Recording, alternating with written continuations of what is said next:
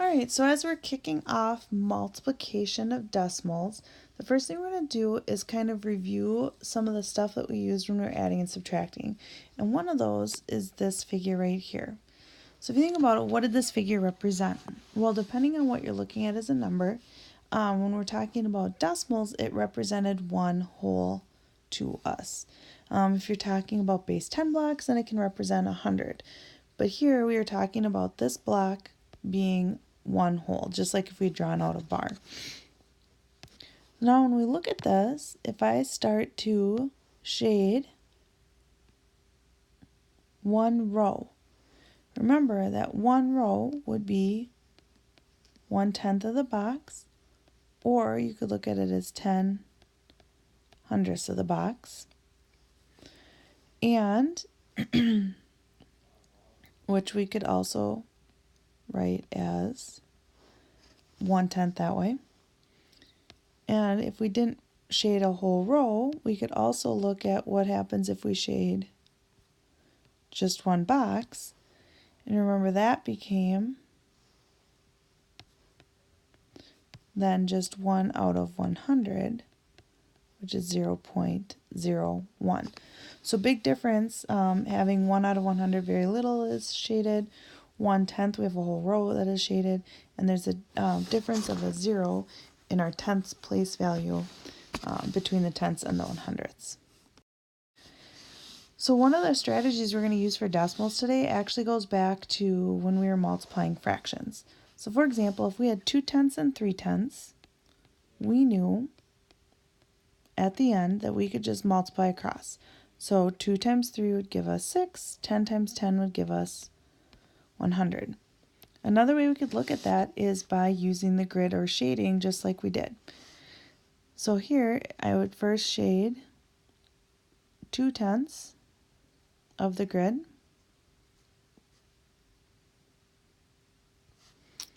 And then I would shade 3/10 going the other way. And so now my answer, remember, is the part that was shaded twice. So in this case, it's that 6 out of 100 that we got when we shaded straight across. So how would that relate to multiplying 2/10 and 3/10 as decimal? Well, 2/10 is equal to 2 over 10, and 3/10 is equal to 3 over 10. So if we have 2/10 and we multiply it by 3/10, we will end up with 6/100ths. Now beware, it's not 6/10, because 6/10 would mean almost half of the grid was, or over half of the grid was shaded, and we are not anywhere close to half. So I'm going to pause the video and try the next one on your own, either using the fractions or using shading. So I'm going to start with shading.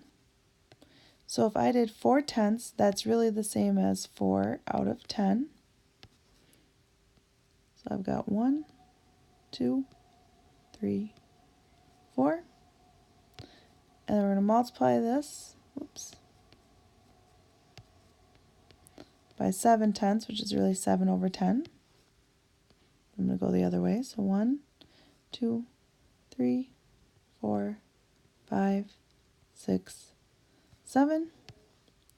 I look at what's the overlap between the two. Is a 4 by 7 box, or 4 times 7 is 28, and it's still out of 100. Now, what do you notice about the next one that's different than what we just did for the last two?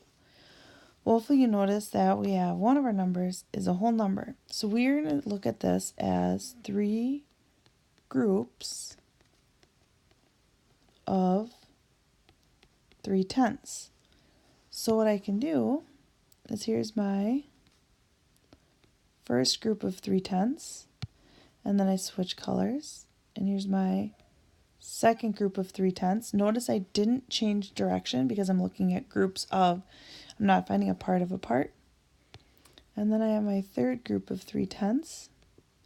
So all together on my grid, we see that 9/10, or 90 out of 100 of the blocks are shaded.